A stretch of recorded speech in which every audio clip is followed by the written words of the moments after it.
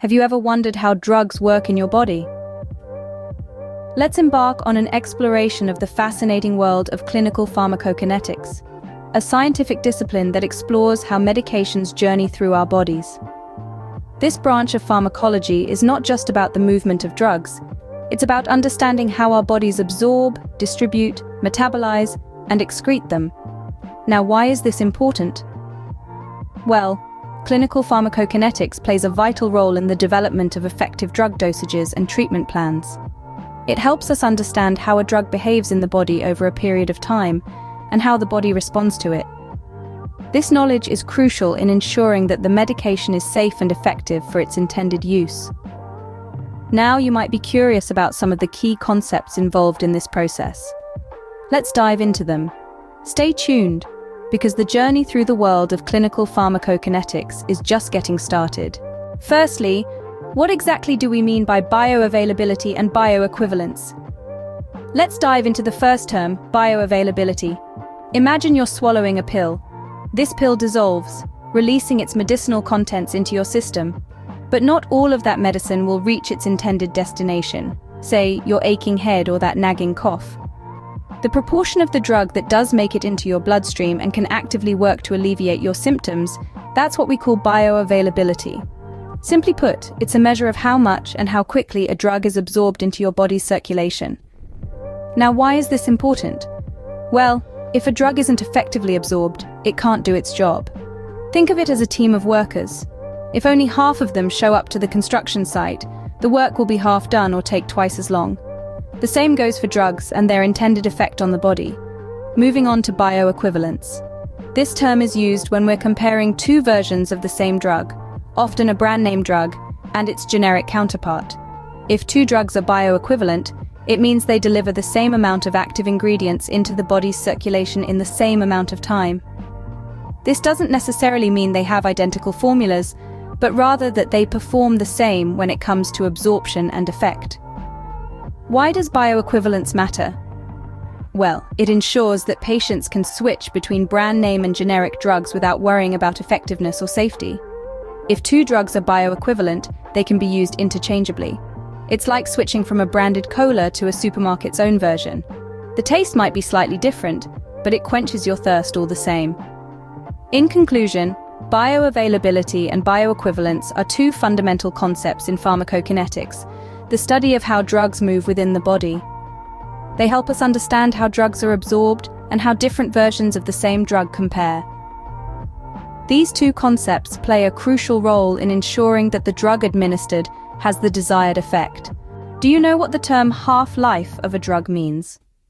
It's a term that might sound complex, but it's quite straightforward when broken down. In essence, the half-life of a drug refers to the time it takes for the concentration of that drug in your body to reduce by half. Picture it this way. If you swallow a pill, your body begins to work, breaking down and processing the drug. As time goes on, the amount of the drug in your system decreases. The half-life is the time it takes for half of that drug to be eliminated from your body. This concept is crucial in pharmacokinetics, the study of how your body interacts with drugs. It's a key player in determining how often a drug needs to be administered to maintain its therapeutic effect. Consider a drug with a short half-life, for instance.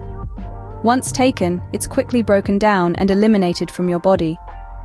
This means it would need to be administered more frequently to maintain effective levels. On the other hand, a drug with a longer half-life remains in your system for a longer period, so it can be administered less frequently. But here's the catch. The half-life of a drug isn't just influenced by the drug itself. It also depends on various factors such as the individual's metabolism, age, weight, genetic makeup, and even other concurrent medications. That's why the same drug might have different half-lives in different individuals. Knowing the half-life of a drug isn't just useful for healthcare professionals, it's also beneficial for patients. Understanding this can help patients better adhere to medication schedules, understand why certain drugs are taken at specific times, and comprehend the potential effects if a dose is missed. In essence, the half-life is a fundamental concept that helps in designing effective drug regimens, ensuring that drugs are administered in a way that maximizes their therapeutic effect while minimizing potential side effects. Understanding the half-life of a drug helps in determining the dosage intervals. So the next time you take your medication, remember, there's a whole science behind when and how often you're taking that pill. Now let's talk about another important term in pharmacokinetics: clearance. No, we're not talking about a sale at your favorite store. In the world of pharmacokinetics, clearance is a completely different ballgame. So what is clearance? Well, in the simplest of terms, clearance is the volume of plasma from which a substance is completely removed per unit time. I know it sounds a bit complicated, but let's break it down. Imagine you have a large swimming pool filled with water. Now you pour a bucket of red dye into it. The clearance would be how fast that swimming pool can get rid of the red dye until it's crystal clear again. Now, you might be wondering, what does this have to do with medicines? Great question. When we administer a drug, it enters the bloodstream, much like the red dye entering the swimming pool. The body then works to eliminate this foreign substance, and the rate at which it does this is what we call clearance. Keep in mind, clearance doesn't necessarily mean the drug is completely removed from the body. Instead, it's about how much blood or plasma is cleared of the drug per unit time. This is important because it gives us an idea of how long a drug will stay in the body. Clearance can be affected by several factors such as kidney and liver function, blood flow, and the drug's chemical properties. For instance, drugs that are easily soluble in water are typically cleared faster than those that aren't. Understanding the clearance of a drug is crucial in determining the optimal dosage. If a drug is cleared quickly, we might need to administer higher doses or give it more frequently to maintain its therapeutic effect. On the other hand, if a drug is cleared slowly, lower doses or less frequent administration might be necessary to avoid toxicity. In a nutshell, clearance plays a pivotal role in ensuring that a drug is both safe and effective.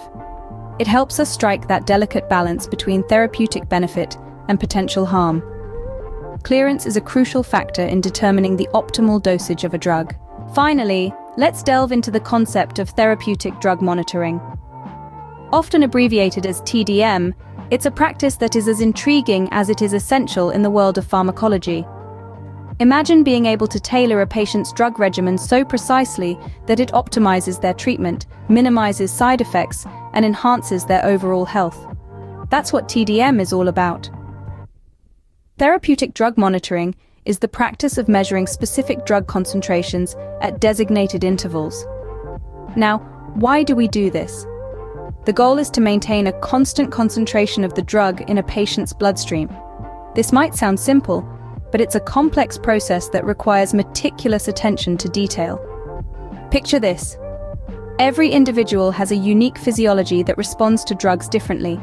Factors like age, weight, genetic makeup, and even the state of one's liver and kidneys can all affect how a drug behaves in the body. To make things even more complicated, some drugs have a narrow therapeutic window, meaning the difference between a helpful dose and a harmful one is quite small. This is where TDM comes into play. By regularly monitoring the concentration of a drug in the bloodstream, healthcare professionals can adjust the dosage to stay within this therapeutic window. This is especially crucial for drugs that require precise dosing to be effective, or those that could be potentially dangerous if their levels get too high.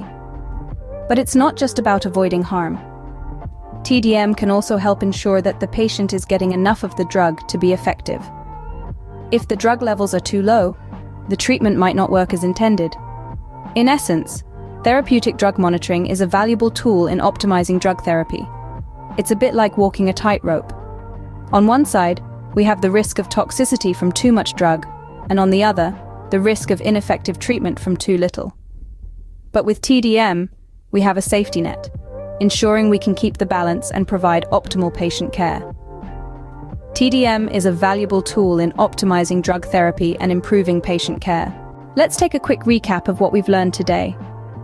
We began our journey with the fundamentals of clinical pharmacokinetics, diving into the intricacies of bioavailability and bioequivalence. We discovered how these concepts are crucial in understanding how well a drug is absorbed and how similarly it behaves to another drug. Then, we navigated the concept of the half-life of a drug, shedding light on how long it takes for the concentration of the drug to reduce by half in our body. This is a pivotal concept in determining dosing intervals and understanding the drug's elimination. Our journey then took us to the notion of clearance, the rate at which a drug is removed from the body. This helps in figuring out the correct dosage to maintain the desired drug concentration. Lastly, we delved into therapeutic drug monitoring, highlighting its importance in ensuring the efficacy and safety of treatment. Subscribe for more because you won't find me later. Stay curious, stay informed.